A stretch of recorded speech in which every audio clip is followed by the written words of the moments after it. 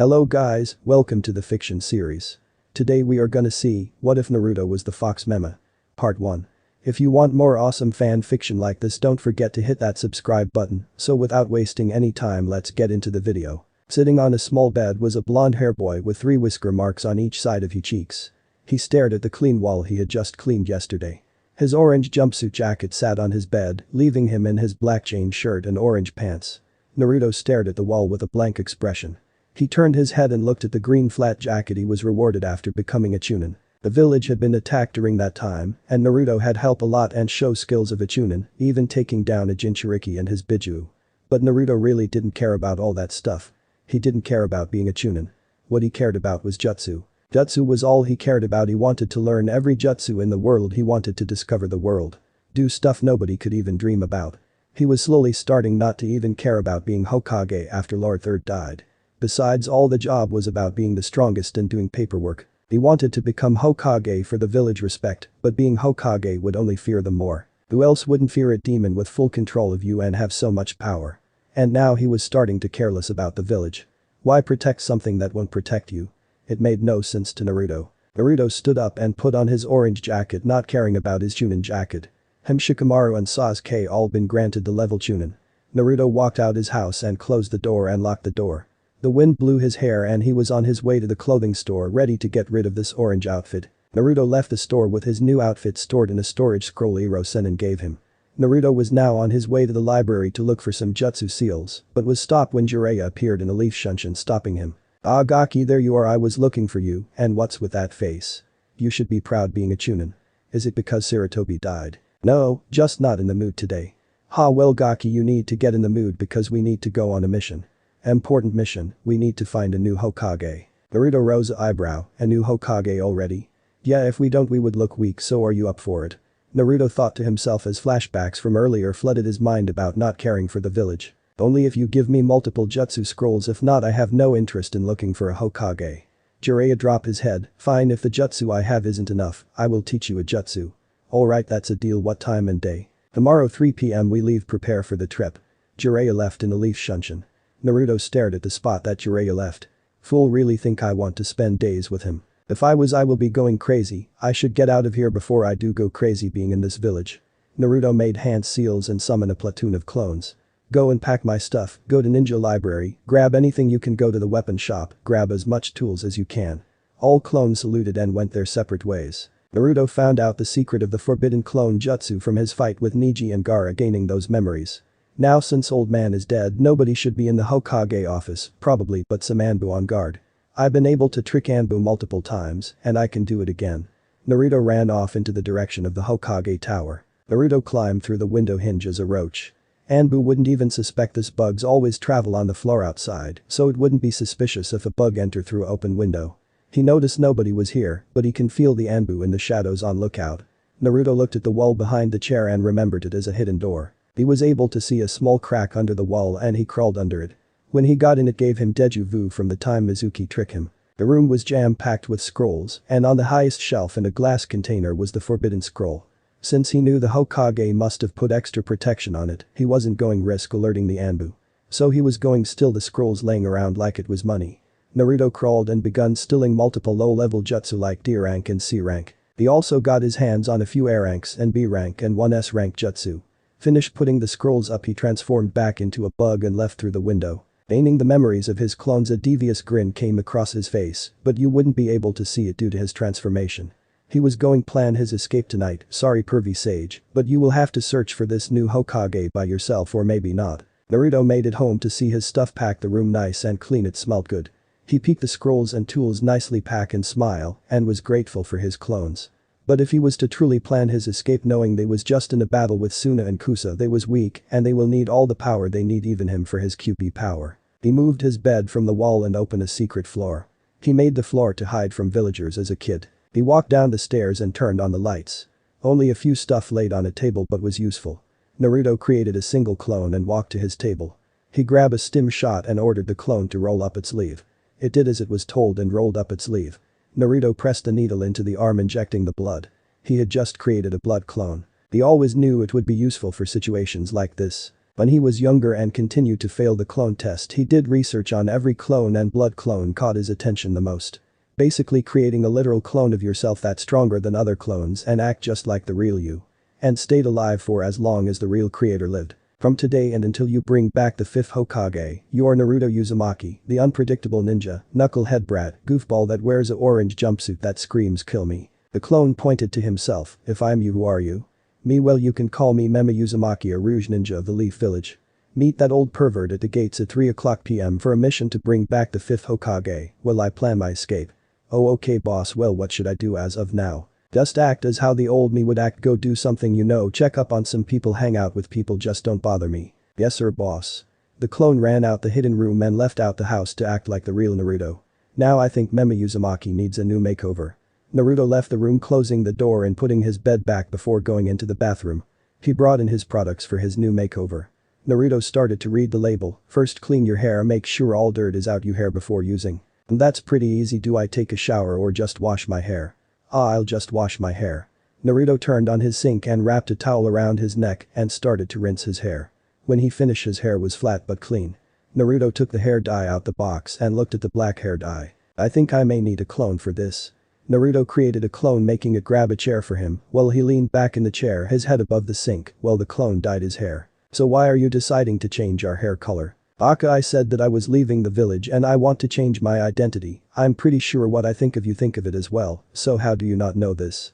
Asked a real Naruto. Well, no, stop, don't finish that, I'm reading your thoughts, just finish dyeing my hair. The clone did as told and dye Naruto hair black, his hair turning black as well. The clone dispersed and Naruto stood up and looked in the mirror and gave a small smile. Naruto dug in the hair gel that sat on the sink counter and fixed his hair back into the spiky hair he had. He put on his clothes, the black pants, black shinobi sandals and black and red armbands. The same outfit Memma wore, but without the cloak and mask. Naruto put on a black shirt with a Uzumaki swirl on the back he had in his dresser he would usually wear when he wasn't on a mission. This will have to do until I get better gear. Naruto put his kunais and shuriken in his belt holder since he didn't have a pouch. Well, he did, but he wasn't going to wear it since it was ragged. He put smoke bombs in the smaller parts of the belt buckle and sealed explosive tags on the armbands. He was ready to start his life as Memma Uzumaki. In a very small village it was dark and cold, but you can also say it was somewhat bright. The brightness didn't come from the sun though. He was able to hear people gasping, not from shock but from horror, people gasping for end, knowing their life was about to end. One man was being dragged throughout the dirt by his shirt, leaving a trail of blood. The man dragging him dropped him by a campfire as he watches the hopeless men try to crawl away. Please spare. My life, I beg of you. Places pleasing was cut off when a kunai was stabbed in his back, making him scream, but that ended when a kunai made its way into his head. The man checked the man for anything useful, only finding small and weak jutsu scrolls. But he didn't care, he was taking it. Something in the corner of his eyes moved and he turned to see a man he thought killed earlier was still moving. He looked to see he was barely living and he was struggling to stay awake. He only had around 5 minutes to live, so being a kind person like him, he decided to end his misery. He walked over to the man and stomped on his head, his brains flying everywhere. Using a small fire jutsu he burned the body. He looked around looking at his mass destruction. His job here was down as he begun to leave his cloak dancing in the wind. In a village, a new village at that, was active even though it was the middle of the night. Some wouldn't call it a village, but would call it a kingdom. It had tall nice buildings, some buildings even made of glass. The streets was still somewhat busy. Ninjas traveled throughout the village reporting missions or just playing around using ninja abilities. This village was called Magnolia. In the middle of the village was the tallest tower, or what you can say a mansion, where the leader stayed at. But currently the leader was out, so the second in command was taking over running the village. In the palest, a girl with pink hair with 2 bangs on the side of her face with her hair braided in the back. She wore a black long coat with a white dress shirt and pants. Her name was Makima. Yes, the same Makima from Chainsaw Man. She sat at the desk, a fake smile stitch on her face, signing and declining documents. She was taking over since she was second in command under her boss. The boss' right-hand man stood next to the desk, standing protective near her. He was tall and was muscular and wore an all-black suit with sunglasses. He had short black hair. His name was Teijin. The door opened and a group of 4 people step inside, a team. The team leader, the sensei, laid an envelope on the table. Squad 4 here to report mission. Makima nodded and watched as the team left to end their shift for the night. Makima picked up the file and opened it and read the report. Once she finished, she sat the report to the side where all the complete missions were. The masked men walked up to the gates to the village of Magnolia. When the guards noticed their leader, they quickly bowed their heads and pressed a button opening the gates. "Welcome home, Leader Sama," spoke one of the guards. The man gave them a nod before walking in his beautiful village. When he entered, multiple eyes focused on him. Civilians and ninjas greeted him and bowed their heads. Appearing in a shunshin was a man with black hair and a ponytail. He wore a black suit, a sword on his back. This man was named Aki. "Yes, Aki from Chainsaw Man," he spoke in a calm but polite tone. "Would you like me to escort you to your palest Memma?" The now named Memma nodded and let his escort him to his palest. When Naruto entered his palest, he opened the door leading to his office. When he opened it, he saw Makima, Tijin and some other assistants. The assistants bowed while Makima stood up and walked over to him and took off his bloody coat and sat it on the floor. "Thank you, Makima, please go and prepare my bath." Makima nodded and left out the room. "Tijin, may you get me a fresh pair of clothes?" Tijin nodded and went to follow his boss' orders. Memma took off his mask and sat it on his desk and looked over at his female assistants. "Please take my stuff to the washer room." The assistants picked up his bloody cloak and shirt and went to go wash his stuff. He would have gave them his pants, but he was stripping down in front of them. He will give Makima his pants. He pressed the wall behind his chair, channeling the QB chakra so the door can open. "You really found of using my chakra, Gaki," laughed the QB in Naruto head. The two became friends over the 3 years, even going as far becoming a perfect Jinchuriki, and the QB giving Naruto his name Kuruma. Go back to watching cartoons, Fox. Kuruma growled. He hated when Naruto called him out for watching cartoons on his couch that was big enough for him to sit on. I'm his house. Naruto walked in his secret room. Only him and the people he trusts knew about, not like they would be able to enter anyway. The room was white and filled with scrolls containing jutsu, seals, armory and ect. Creating shadow clones, he handed over around 100 scrolls and had them sort them out and put them in its category. He would learn them tomorrow. Walking in his bathroom, a towel around his waist, he looked at the hot bath ready for him. He had Makima take his pants to the washer. Putting his towel to the side, he stepped in the bath. The warm water hit his naked body like a truck. Now I can finally relax. The next day in Konohagakure. It was a bright sunny day in Konoha. The village was filled with joy. It was a peaceful village. Inside the Hokage office. Inside of the office at Tsunade, glancing over the recruited shinobis in the room for their mission. Sitting behind her on a window was Jiraiya taking pictures of Tsunade, but unknown to anyone. Which he was going jack off to later on. Standing in the room was Shikamaru Nara, Choji Akimichi, Ino Yamanaka, Niji Hyuga, Hinata Hyuga, Rock Lee, Tenten, Kiba Inuzuka, Shino Aburami, Sasuke Uchiha, and they joined in Sensei but Kurenai since she was pregnant. Tsunade took out a piece of paper and showed it off to the group. You may be wondering why all of you are here. We have an important mission. Ever since the day Naruto left the village, country's been breaking our alliance. Their reason simple, Naruto is no longer a part of our village. Everyone frowned, remembering the blonde knucklehead. Jiraiya stopped taking pictures and frowned. He remembered the day Naruto left. Flashback. When the four reached the gates, they sighed in relief, finally being home. The Naruto clone looked around, noticing his mission was done. Tsunade has been brought back to the Leaf Village. His work here was done. He will be able to go back to the Shadow Clone realm and hang with his others clones. Well, let's get you settled in Heim, said Jiraiya, giving Tsunade a smile. Tsunade smiled and turned around to Naruto. At first, she will admit, when meeting the blonde she thought he was an idiot with no skill. But was happy to meet the blonde and was the reason she was here. Tsunade was about to speak but was cut off by Naruto. Now that you are here, my mission is complete. I slightly enjoyed my time on the mission and learning those jutsu. But sadly, Naruto looked up with dark blue eyes. I was never there. As he said those words, Naruto disappeared into thin air. Jiraiya and Tsunade eyes widened and was confused and shocked. Shizune was also confused to what he meant. Jiraiya narrowed his eyes. I don't feel his chakra. End of flashback. Your mission is to travel to the land of Hashigakure. The village is called Magnolia. Have any of you heard of it? Sakura spoke up. Yeah, I've heard of it, a new village that was built a year ago. Tsunade nodded. Since we need allies and this village doesn't have any at the moment, we should take advantage of this opportunity. You are to meet with the leader and ask for alliance. Knowing us from Konoha, he would most likely accept. Hokage-sama, wouldn't this be beneficial more to them and less to us because they're weak? Asked Kiba. Tsunade shook her head. It's beneficial to us both, plus I hear great news about the village and they seem pretty strong for a new village.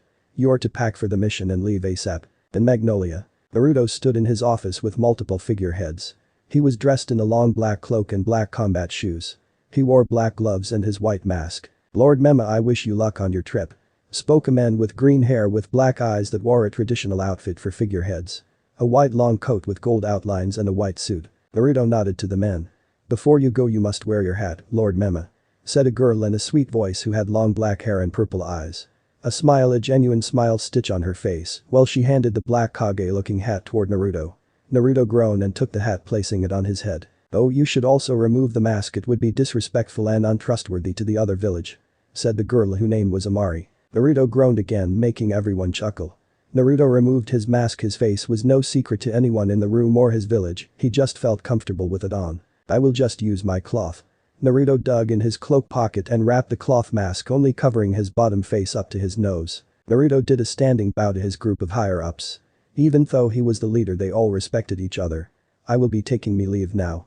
Hi Lord Memma," said everyone together. Naruto looked at the two people who will be accompany. The people accompany them was a girl with short spiky black hair and a red jumpsuit. She had a permanent bored expression on her face. The other guy was Naruto's apprentice. Since he would be gone for a certain amount of time, taking and training his apprentice on the way would be best. His apprentice had white short shaggy hair and blue eyes. He wore a black combat shirt and combat pants with black combat shoes. He also wore black gloves. He was 12 years old but was easily high Chunin and low Joinin level. Naruto nodded to the two, signaling for them to follow. The two followed and waved off the higher-ups. Makima continued the role as the leader, Teijin Kippa's bodyguard. "Don't destroy my village while I'm gone." After saying those words, the three vanished from sight. The trip was to Kurigakure and form alliance with the Mizukage. Since they just got a civil war, Kiri would need alliance to look strong from their weakened state. All Naruto really wanted was jutsu scrolls. Dashing through the forest was the team Tsunade sent. Kakashi was thinking of Naruto throughout the whole trip. He remembered being sent on a mission to find Naruto, and Jiraiya's spy network last location on him was somewhere around Hashirama. He noticed his failures and so did everyone. He looked down at the group and smiled. Looking at Sakura, she was no longer a loud Sasuke fangirl. She became a woman who was Tsunade apprentice and her strength was almost on par with hers. She really came a long way. Sasuke wore a wide open shirt with a blue belt around his waist with grey pants. Wearing black long sandals to finish off his look. He was on par with Kakashi, already awaking the 3 Tomo of his Sharingan. If using his curse mark stage 1, he would be stronger than Kakashi, also making him the strongest Joinin in the leaf. When the Sound Ninjas tried taking Sasuke by force, Kakashi was on his way to tell Sasuke about Naruto's departure. Luckily he was able to get there in time and stop the Sound 4. Sasuke, learning of Naruto's departure, really was shocked and even questioned himself if he wanted to stay. If the blonde idiot saw something wrong with the village, how couldn't he? After losing his rival, Sasuke didn't have that push to continue getting stronger, but thanks to Kakashi, he was able to teach Sasuke more because he was able to focus on one student since Sakura was training with Tsunade and Naruto left. Looking at everyone else, nobody changed that much. They got stronger and changed their clothes, other than that nothing was noticeable. Maybe a little downrod in the group since Naruto wasn't there. "I think we should stop here and get a small snack break," ordered Kakashi, causing everyone to stop and land on the ground. Everyone sat down and formed a circle and opened the lunch they packed for the trip. Everyone conversed and ate. In Konoha, appearing from the shadows was a short bulky man with a mask and all black suit. He looked around and found the house he was looking for, the 4th Hokage house. He was sent on a mission by his leader Memma to sneak into Minato's house and steal anything valuable. Using the blood capsule Memma gave him, he wiped some against the door, activating the blood seal. He stepped inside and the house was nice, but had dust laying everywhere for being untouched. He saw the pictures of Memma mom and dad and was able to see the features. The next day, Naruto's eyebrow was constantly twitching. His student was begging him to teach him a jutsu. "Memma-sensei, when are you going to teach me a new jutsu?" asked Amoy. "Did you even master the jutsu I was teaching you?" questioned Naruto. Amoy's face dropped. "That jutsu is hard, plus we don't even have water balloons on us." He was right, they didn't have any water balloons to train on the Rasengan. "When I see fit I will teach you something new." Amoy took a deep sigh but accepted his sensei orders. Somewhere else, Hinata had her Byakugan active and gasp and stop her pace, causing everyone to stop. "What is it, Hinata?" asked Sakura. "It's 3 people ahead of us and their chakra huge. One have mid-joining chakra, the other have low Kage, and the other one have chakra above a Biju." Everyone let this information sink in. "What are they doing?" asked Kakashi. "Just walking, but the one in the middle with the high chakra, it's so dark I've never seen anything like this." "Then we should be on guard if you saying his chakra reserves is high and dark like a Biju. The guy is probably a Jinchuriki," said Niji. "Is it Gaara?" asked Kiba. Hinata shook her head. "He's wearing a hat that's covering his upper face and a mask similar to Kakashi covering his lower face. If push comes to shove we should be able to take them, it's 14 of us," said Shikamaru, everyone agreeing with him. A few minutes later the two groups crossed paths. The Konoha group got a look at the tree.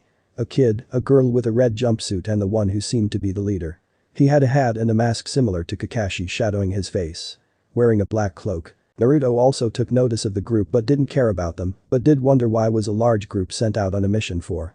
He passed by Sasuke and gave him a side glance. The Kakashi they seemed like ordinary people, but the guy in the middle looked suspicious. But was still glad there wasn't no problems between both groups. He smells like blood. Whisper Kiba to the group. His chakra is also familiar. Said Shino. Well, I'm just glad nothing happened, said Kakashi. I wonder where they going. Thought Sasuke. Naruto has reached the gates of Kurigakure. He had to admit the mist was quite annoying, it reminded him of Zabuza. That also reminded him to check Zabuza and Haku grave. Naruto and his group was stopped by 3 gate guards. We aren't allowing any visitors at the moment. Spoke one of the men. Naruto rose his hand ls in defense. We aren't here to start any trouble. We are here to seek alliance with your village, since your village just won a civil war and my village has just been built, I thought it would be smart to form alliance. The 3 gate guards shot each other glances. So are you the leader of this so-called new village? Asked one of the men. Naruto gave him a nod. So can we enter? We will have to escort you there, said one of the men, leaving his post to escort them inside the village. Naruto noticed the weird and suspicious looks they got but didn't really care. In total the village was beautiful, better than the Leaf Village design. Yes, it had mist in the air, but it added to the look. They reached the Mizukage Tower and was escorted inside the office. There was a beautiful woman with orange long hair that went down almost touching her feet. A bang of hair covered half of her face and she wore a blue outfit with fishnet under it. The men stood next to the desk who had blue hair that stuck up and an eye patch covering his eye, but from Naruto hidden Sharingan, he was able to see chakra coming from the cover eye. Ao gave the group a strange look and was on guard, but also saw chakra coming from the man eye due to his Byakugan. Who are these people and why did you bring them to me? Asked the Mizukage. The Chunin quickly Bo Mizukage-sama, these people wanted to talk with you. Mei stared at the group and wondered if these was some people trying get information on Mist after its civil war. The Chunin quickly left the office, leaving to go back to his duties.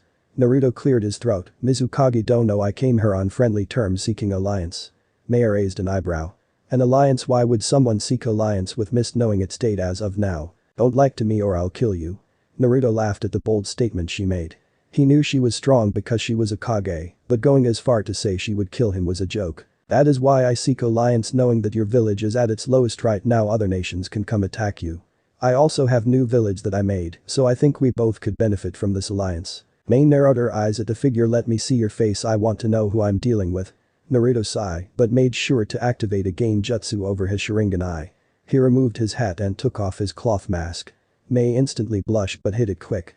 Alright, so what can you do that will help Kiri? Wait, we helping these people? Asked Amoy, giving his sensei a weird look. Naruto mentally slapped himself. Of course we helping them, that's what alliance is. You need to study more. Said Akeno. Amoy growled and glared at the girl, then folded his arms. Sorry for my student behavior, I haven't taught him much knowledge. You haven't taught me much at all. Mumbled Amoy. As I was saying, what do you think Kiri needs? Mei looked up and put a finger on her chin. Well, we can really use the extra hands to help rebuild some part of the village. More weapons and money. More food other than seafood. That's it, really it, are you up for it? That can easily be solved. It's Mei, said Mei with a chuckle. So anything you would like. Naruto smiled. Just a few jutsu scrolls. Mei and Ao blinked a few times and shook their heads like they was tired. You said jutsu scrolls. Yes, that's all I ask for you, just jutsu scrolls, I don't need anything else. You sure you just want jutsu scrolls? 110% sure. Okay, I will have to get it from my hidden vault. Naruto nodded and waited for the Mizukage to come back. When she came back with a box and Naruto smiled hard. She sat the box in front of them and nodded to the box. Naruto stepped aside and let Akeno seal the box away. Mei sat down and grabbed alliance paper from her desk and wrote her signature down, handed it to him. Naruto wrote his name down but used Memma instead of Naruto. Now the alliance was finally complete. Nice doing business with you, Memma Uzumaki. To be honest, I thought all Uzumaki were dead, but I guess not. Kiri and Magnolia is now officially alliance. Naruto and his group was about to leave until Mei stopped them.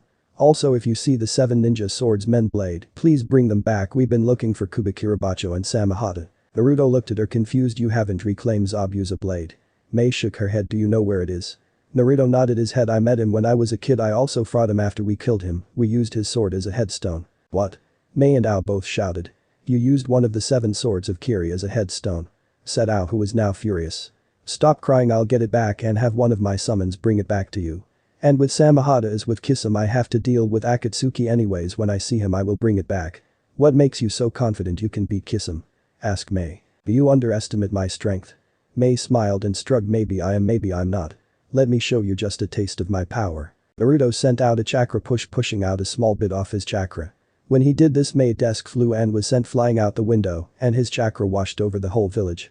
The whole village was on alert. The only time they felt such chakra was fighting Yagura, and it was stronger. Wow, I knew sensei was strong, but not this strong, thought Amway.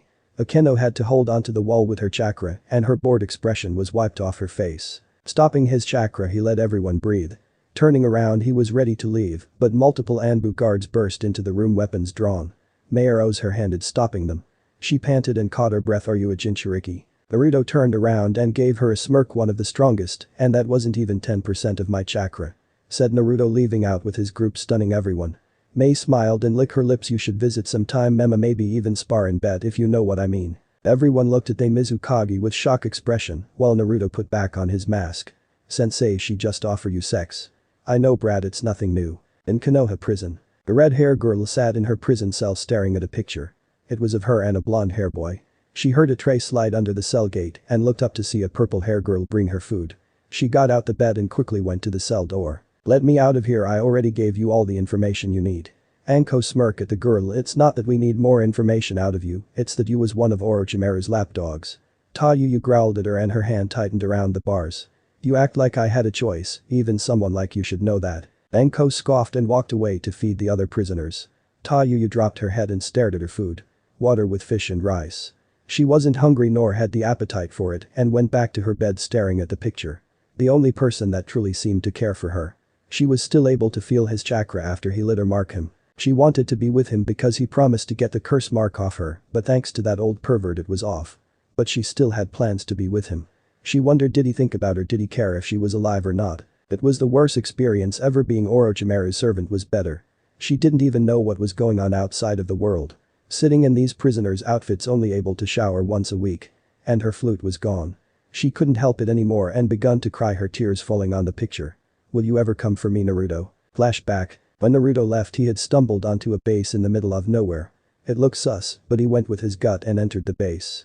It was dark, cold, and the only source of light was the lit candles. To him, he was able to see everything was practically empty. He walked around and entered rooms and was about to leave until stumbling in one room. It had caught his eyes and had what he wanted, scrolls. He walked in the room and saw multiple stuff scattered around and was able to tell this was stuff you would use to test on people. He took off his backpack and opened it, stuffing scrolls inside his bag until he stopped at a certain jar. A Sharingan sitting in a jar that was a 3-tomo. Naruto was shocked and confused why a Sharingan was just laying around. Before he was able to pick it up, he heard something flying in the air and duck his head, a kunai in the wall. Turning around, he saw a red-haired girl with a flute. Paying her no mind, he went back to examining the jar. Yu was about to play her flute but got ticked off when she saw the enemy wasn't paying attention to her. Yu growled, Konoha scum always think you superior than everyone. Naruto turned around and pointed to his forehead protector, showing a slash through the middle. I no longer work for Konoha. Yu had a stunned expression on her face and slowly walked behind him, looking over his shoulders since he was a bit shorter than her. Why is a Rouge Leaf ninja here? Getting a better look at the blonde, she noticed him from the Chunin exams. You the QB Jinchuriki, aren't you? What is it to you? Asked Naruto. Just weird that a village Jinchuriki would leave their village. She walked in front of him and sat in the table. So tell me why you leave your village. Why are you talking to a possible enemy? You smirk, you won't do anything to me, so I don't see you as a threat. Naruto rose an eyebrow, looking at her, knowing I'm a Jinchuriki the QB at that you aren't scared. You must be really dumb or really confident in your abilities. You didn't answer my question, why are you here? Naruto sighed, I just somehow found it and it caught my attention. Why are you here? Asked Naruto, returning the question. It's my job as a Kusa-nin to help clean this place out since we moved to another hideout.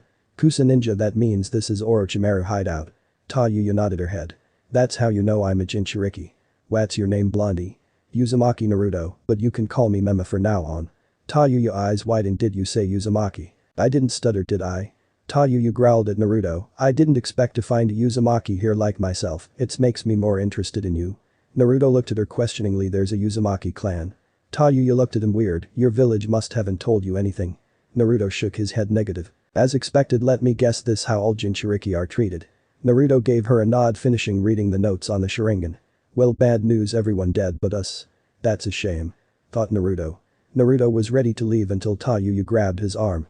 Wait, if you are a Uzumaki, stay and come with me.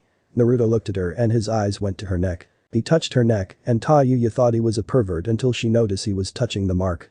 A curse mark. My former teammate have something similar like this. Do Orochimaru gives everyone curse seals.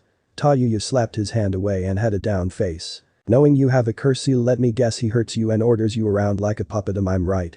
Tayuya was about to argue and defend herself until Naruto lifted up her shirt and saw the scars and bruises on her body. Tayuya looked down in shame. Naruto lifted her head up by her chin, mocking her look into his eyes.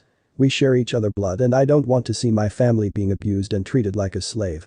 Even though I never experienced having a family, but knowing that I have one, I don't want to lose that feeling. I promise you I will free you from that curse seal. Until then, stay alive. Tayuya's eyes widened and was speechless to hear someone care for her. You would really do that for me? Naruto nodded his head and smiled at her. Tayuya stared at the ground, her heart beating fast. She had to come up with something knowing he was about to leave. She wanted to stay with him as long as possible. Noticing the jar, a thought came to mind. You plan on using that eye, aren't you? Naruto looked at the jar and nodded. I can help you transplant the eye if you like. I know a bit of medical ninjutsu. Alright sure, but I hope you know what you're doing, said Naruto as he laid down on the hard floor. Tayuya took the jar and got the right equipment and started working on his eye. It took 5 minutes until the eye was transplanted. Naruto sat up with his new Sharingan and saw the world better and brighter. He turned to Tayuya and smiled. Thank you, what is your name? Tayuya Uzumaki, she said as she stood up. Naruto put his backpack on and was ready to go, but Tayuya turned him around and gave him a kiss. Naruto blushed and kissed her back. It was a good kiss, plus he would have to rebuild his clan, so this was a great start. Naruto pulled back and caught his breath and looked at Tayuya. You promise we will meet again, right? Of course, we family. Can I make sure we will meet again by marking you? I don't know what you mean, but sure, go ahead. Unexpected, Tayuya bit down on Naruto's neck, pushing her chakra into Naruto chakra, officially marking him. She pulled back and blushed and had to look away. I'm guessing you mark me? She nodded, not sure if she trusted her voice as of now. I wish I can keep this memory forever. Remembering her camera she was to use to confirm pictures that the base was empty, she unsealed a camera and waved it at him. The camera? Asked Naruto, confused. Tayuya walked in front of him and turned around. I don't know the next time we would see each other, but I would like to remember this moment. Please smile for the camera, Naruto-kun. Naruto blushed at the kun but smiled in the camera as she took the picture. Well, I'm off now, Tayuya, I promise I will save you one day. Tayuya nodded and watched as the blonde walked off. Looking down, she took the picture out the camera and looked at the picture of the two. I love you, Naruto. The Kakashi squad approached the gates of the new village Magnolia. Even before approaching the village they had one word to describe it: beautiful. They saw the large metal gates connected to the large walls made for defense, so nobody was able to enter the village. As usual, the gate guards did their job not seeing these people and noticed the forehead protectors showing them from the leaf. Putting his hand up, Hinata stopped the group. We haven't seen you people around here, what is your business here? They could clearly see these people was strong by how they talk and carry themselves. Kakashi spoke for the group. We are here on orders from Konoha for important business. Hinata looked at his fellow gate guard who was staring into the skyboard. Hinata was new to gate guard duty, so with a shrug, he tapped the button letting them in. Even though he was strong, he wasn't the smartest tool in the box. Taking another glance at his fellow partner, he called out to him. Hey Jonathan, want to play cards? Jonathan sighed, whatever, passed the time. Hinata smiled and took out a set of cards, and the two started playing. The group was even more amazed looking inside the village. Ino quickly took notice of the people fashion, it was 10 times better than anything she's seen. I'm definitely going shopping here, cheered Ino. Shikamaru sighed but did think the village was cool. Lee took notice to all the ninjas jumping to rooftops. I can sense so much powerful chakra, said Shino. Hinata was using her Byakugan, shyly looking at all the chakra around her, even civilians had chakra like Genin or Low Chunin. Kakashi was wondering if Naruto was here. He had heard from Jiraiya spy network, the last location they saw Naruto was somewhat around here.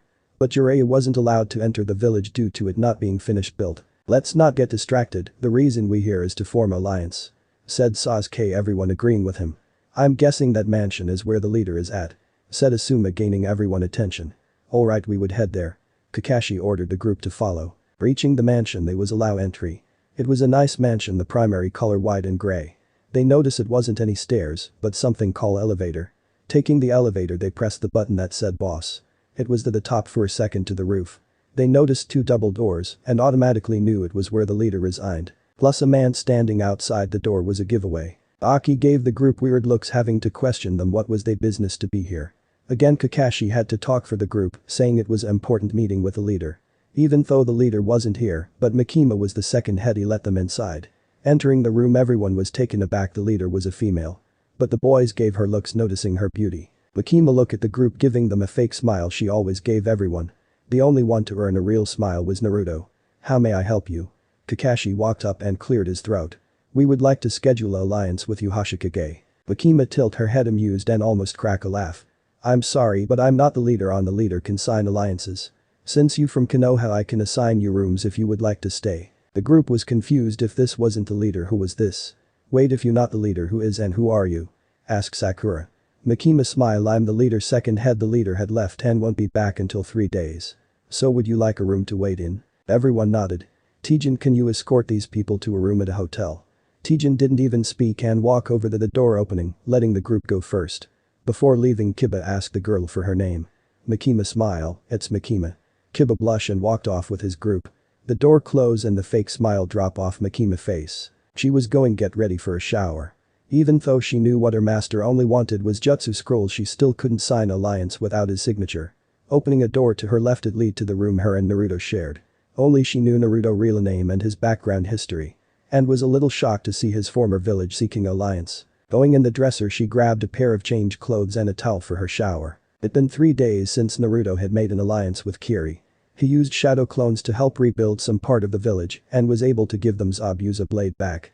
Now the three was finally home, entering through the gates. "Amoy, I will be gone for a certain amount of time looking for someone, so during the time away I would lend you some jutsu scrolls. Are you okay with that?" Amoy nodded his hand. He understood when his master had to leave some time. "You two are free to do whatever you want for now."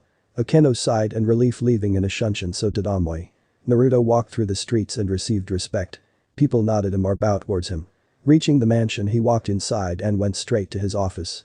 He saw Aki half asleep since it was around 10 o'clock. "Aki, you can go home now." Aki shot up and shook the dizziness out his head. He quickly bowed. "Hi, Lord Memma." Naruto watched as Aki quickly left to go home. Entering his office, he only saw Teijin standing like a statue. "As I told Aki, Teijin, you are welcome to go home." Teijin gave him a nod and disappeared into thin air. He looked around his office and noticed nothing was out of place. Makima did a really good job. Walking over to his secret door, he using the QB chakra and entered the room. Putting up the scrolls he received. Closing the door, he entered his room, seeing Makima in bed with only a bra and panties scrolling on TV. He noticed her bored expression. "Can't find anything to watch." Makima shook her head and smiled at him, a genuine smile. Naruto walked over to the bed and she stood up, giving him a hug. He hugged her back, embracing her and enjoying her warmth. "I love you, Naruto-kun."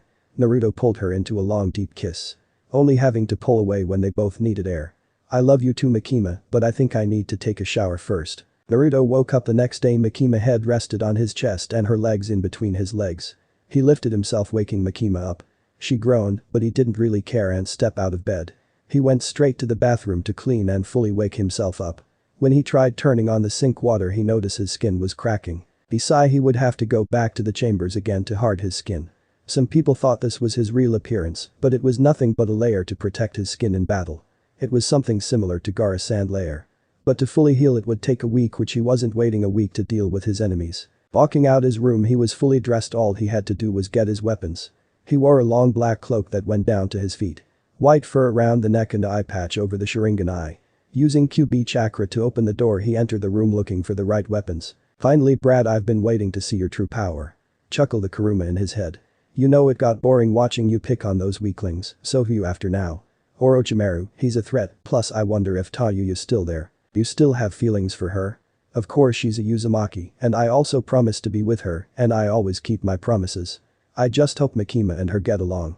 Was his last thought before picking up a scythe and putting a katana on his back. When he walked out, he saw Makima drinking coffee. "When you're going?"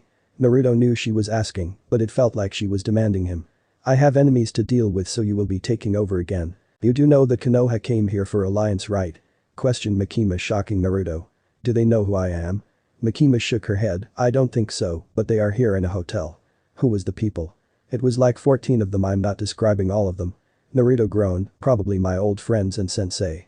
"I don't want to deal with my friends. I will leave the alliance up to you. Ask for the forbidden scroll. If they don't accept, the alliance is off." "Forbidden scroll?" asked Makima, interested in the name. Naruto nodded. "It's a scroll I stole as a kid, but they upgraded their security. Only the Kage can get it." It's a scroll that contains nothing but A rank and higher jutsu, and most of them is forbidden. Makima nodded knowing the scroll had value. Walking off, Naruto gave her one last nod before leaving the village in a shunshin. While he dashed through the trees, Kuruma was talking to him.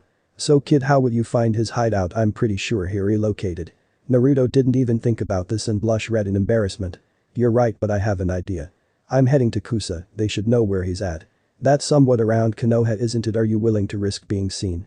asked Kuruma. "Trust me Kuruma, they won't see me, besides this isn't even my true form, and in my true form, I look nothing like I used to. Uchiha no jutsu. Summoning a hawk, Naruto got on top so he will be able to reach his location faster." Makima heard knocking on the door. "Come in." Stepping inside was Aki. "Mikasa-san, Leaf Shinobi is waiting outside. Let the in." Stepping aside, Aki let them in, then closed the door behind them. "I Makima-san is your leader here?" asked Kakashi. Makima shook her head negative. "You just missed him." The sire dropped their heads. "Don't worry, but he gave me permission to sign alliance." Everyone rose their head in relief. "Well, as you know, we Konoha would like to strike alliance with Magnolia." Makima nodded her head, letting Kakashi finishing speaking. "All we request is food, trade and manpower during dire situations. And you may ask for anything in return." Makima smiled and placed her hands in front of her face. "Magnolia would be happy to trade and send manpower. But when you say anything, you mean anything, right?" Kakashi nodded his head. "Yup, anything." "Well, Magnolia would only request one thing, and that is the Forbidden Scroll." Everyone but Kakashi was confused, never hearing about a Forbidden Scroll. Kakashi's eyes narrowed at the girl. "How does she knows about the Forbidden Scroll?" "Only Anbu and the Hokage knows about that." "Is she a former Leaf Shinobi?" "No, I haven't seen her before and she looks young." "Sorry, but we will have to talk to the Hokage about that one." "Anything else?" Makima looked up at the ceiling thinking. If they couldn't get the Forbidden Scroll, what else can they get? They didn't need money, food, or resources. "Well, if Magnolia can't get the scroll, then just manpower is what we request in a time of need." Kakashi quickly nodded to this. They had the manpower to back it up to still be known as the strongest village. Pulling out a sheet of paper, Makima signed her name, Kakashi signing Tsunade's name. The two shook hands and the Leaf group left happy. Makima's fake smile disappeared when she felt a familiar chakra emerge. Coming from the shadows was a short, bulky man in all black. "Mission was a success. Wait, where's Leader Sama?" "He's not here, so just sit. Anything you found in our room, since I can't open the door." The man nodded and went to do his job. It was midnight while Naruto was walking in a clearing surrounded by a few trees. Until he saw two men walking towards him, a figure carried on one of the men's shoulder. Getting a good look, he was able to see two cloaks sporting red clouds. Akatsuki, thought Naruto. The two men stopped a few feet away from Naruto. "Kid, I can sense it, that girl they carrying is a Jinchuriki." "I already suspected that. Would you like to know the way of Jashin?" asked the man with silver hair with a red scythe in his hand with a wicked grin. Naruto looked at him confused, then chuckled to himself. "No, I wouldn't want to know the way of Jashin, besides you guys are with the Akatsuki. But I would like for you to hand over the girl." Bikuzu scoffed at the men. "You think we would just hand her over? You must be crazy, I got money to make. I knew you wouldn't just give her up." Pulling out his scythe and twirling it, he smirked. "Akatsuki is a threat. If I take you two down, the less pain in the ass there would be." Hayden rushed at Naruto, leaping in the air with his scythe. Naruto jumped back and watched as Hayden slammed into the ground. He quickly lifted his scythe up in a defensive style, blocking Hayden's strikes. The two scythes cling off each other and sparks flew in any direction. Ducking under a swing by Hayden, Naruto tried sweeping his feet, but Hayden jumped up and stabbed him in the back. Naruto's body started to glow and sizzle. "Hayden, it's an explosive clone." Realization kicked in and Hayden jumped back in time, the clone blowing up. Hayden quickly turned around to block a strike from the real Naruto. The two smirked at each other, enjoying the thrill of fighting. The two would land strikes on each other blades before vanishing in a burst of speed and appearing somewhere else. The only time you would see them was with the blades connected. Naruto was able to tell he didn't have a real fighting style and he fought wild and crazy. Like he didn't care about being hurt. Hayden blade sliced Naruto's arm, causing him to stumble back. Sweeping his leg, Hayden swiped his sword down on Naruto's stomach just to find out it was a clone again. Hayden turned around, getting a huge slash across his chest, ripping some off his cloak off. He did a backflip where he landed next to his partner Kakuzu. "Come on Kakuzu, land me a hand. I will only interfere when you in trouble." Hayden was about to talk until a fist landed in his face, sending him flying into a tree, breaking it. Dashing at the down Hayden, Naruto leaped up in the air but was surprised when Hayden threw his blade and it cut his cheek. By holding onto the cord of the blade, it returned to Hayden and he grinned like a madman, licking Naruto's blood. Naruto looked at him in disgust but was shocked to see his skin color turn black with white patterns. "Let's both experience this pain together." Haiden stabbed himself in the stomach. Naruto looking at him confused but felt a sharp pain in his stomach, looking down to see it drawn blood. So we both experienced the same pain inflicted on us, but isn't it hurting him too? Thought Naruto before his eyes widened. If you does this on the regular basis he would be dead by now. Is he immortal? Haiden was ready to stab himself in the heart until he felt two hands gripping his ankle. He looked down to see black gloves, then in a second he was dragged underground. Kakuzu felt the ground tremble and questioned himself what was that. Until the ground crack open would show a ladder of Naruto clones stack onto each other hiding around 80 feet up in the air. All the clones started to descend and slammed into the trees which led it in slamming in the ground. Haiden slammed face first in the dirt. A huge crater formed under Haiden. Naruto noticed how no pain infected on him. So if he's out of his blood circle he can't hurt me. He was about to walk over to Haiden until the hard fist felt like rock crashed in his face. Naruto flew and bounced and flop on the ground like a fish until crashing into a rock which stopped him. Blood went down Naruto's lip and his eye was slanted down, giving him a bruised eye. But it didn't last long until his eye regenerated, making his eye normal again. Naruto looked up to see it was Kakuzu. His fist was black before changing back to its normal skin. He heard footsteps and saw it was Haiden ready to cut him down.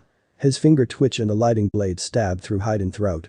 He laughed to himself while Haiden choked on his blood. He stood up and deactivated the jutsu before he activated it again, slicing his head off. "One down, one to go," said Naruto as he started walking over to Kakuzu, who seemed unfazed about his partner dying. Naruto stopped in his tracks when he heard the idiot voice. "Hey Kakuzu, a little help here, please." Naruto's eyes hardened as he turned around and walked back over to Haiden's head. "As expected, you are immortal, but I thought taking your head off would kill you. I guess not." Naruto's feet hovered over Haiden's head ready to stomp his brains out until a large cutting wave hit him, sending him flying. Kakuzu picked up his partner's head using his stitches to place Haiden's head back on. "Thank you Kakuzu, do you think we killed him?" "No, he's tougher than that." Soon as he spoke those words, a chakra fist connected with Kakuzu, sending him crashing into a tree. Haiden looked at the man, no longer wearing a cloak, his black shirt tattered, so was his pants. And the eye patch gone where he saw the Sharingan. Why Haiden was cut off when Naruto plunged his knee in his gut. Haiden dropped to his knee, then finding a knee slammed in his face as he fell forward. Naruto stepped on the back of his head, digging his face in the dirt. Naruto sensed Kakuzu coming and stared in the direction, watching Kakuzu run towards him. Naruto sucked in the air around him. "I'm going to huff, I'm going to puff and blow you down." Naruto shot a hot stream of fire at Kakuzu, burning him and the ground below. Focusing wind chakra in his mouth, he made the fire 10 times bigger, brighter and hotter. Setting the trees on fire, lighting up the sky. A huge explosion was caused, black smoke flying into the air. Naruto watched as the flames finishing burning down instead of the trees that was on fire. Kakuzu appeared behind Naruto without his Akatsuki cloak, giving him a bicycle kick in his back, sending him flying and off Haiden. Doing a backflip and digging his feet in the ground, Naruto looked and watched as a black weird object dropped to the ground as it was dead. 3 of the black things stood up like humans, and Naruto looked at it confused. Naruto heard panting and looked behind him to see the blonde-haired Jinchuriki standing up. He noticed her wounds was healed due to her Biju. Ujito looked at the black-hair boy standing in front of her. Her Biju telling her this boy was a Jinchuriki, so she wasn't afraid to stand next to his side. She looked forward and looked at the 2 Akatsuki members she underestimated and didn't know was immortal. "Do you have a plan?" asked Ujito. Naruto nodded his head. "The silver hair one, I say destroy his head and he's out the picture. And the other one, noticing that one of them dropped dead when I finish my attack, it's dead. So if we take out those 4, he's probably dead as well." Ujito nodded and got into a stance while Naruto pulled out his sword. "I get the silver head one, you get the other one." Ujito gave him another nod, the 2 Jinchurikis dashing off, meeting the 2 Akatsuki members in combat. "If I get him to drop that blade, he's completely useless, it's like an adult fighting a kid." Leaping over Haiden, he stabbed his sword in his back before pulling out and slicing his back up, giving him multiple cuts. Haiden growled and turned around, aiming for his head. Naruto ducked and swiped his sword at Haiden's arm, cutting it off. Haiden was about to scream in pain before the blade was stabbed in the side of neck, causing him to fall to the ground. Haiden was about to swipe his blade across his face, but Naruto stepped on his arm, breaking his wrist. Haiden screamed out in pain before laughing. "No matter what you do, I can't die. We will see about that one, buddy boy." Taking his sword, he slashed at both Haiden's leg, making them useless. "Now you can't move." He took a slash at Haiden's head, removing it from the body. Before stomping on his head, killing him for good, blood flying everywhere. He watched as he saw Kakuzu only had 1 heart left. A blue bolt circle in his hand, everyone knowing this as the Rasengan. Before windmill blades started to surround it. It made a loud screeching noise which made both fighters stop fighting. Kakuzu's eyes widened before narrowing his eye at the charging Naruto. He shot a testicle at Naruto, stabbing him in the stomach before it poof. Slamming the Rasen Shuriken and Kakuzu back the jutsu cutting Kakuzu in all places. The jutsu is called wind-style Rasen Shuriken, remember that in the afterlife. Kakuzu was sent flying high in the sky before the jutsu exploded in a bright light. Naruto looked at the blonde girl. You from Kumo, since you have the forehead protector. You can thank me for saving your life later, so go back home. Yujito smiled, thank you for the help, but you must be crazy if you think I'm going back to that shithole. Naruto was putting on a new cloak from a sealing scroll he had in his pocket. This time it sported a scarf. Oh yeah, you a Jinchuriki as well, that means you're treated like shit as well. Putting the eye patch on, Naruto noticed his skin was cracking more. He now looked like a Ito Tensei. Yujito nodded her head and caught up with Naruto. I'm coming with you, so tell me, what's your name? It's Memma, but I'm on a hunt to kill Orochimaru. If you scared, you free to head back. Yujito laughed to herself. I'm not scared, by the way, my name is Yujito Nai. So this part ends here. Alright, that's it for today's video guys. Let me know in the comments section how was the story, and also don't forget to like, share and subscribe. I will meet you in another video. Bye bye.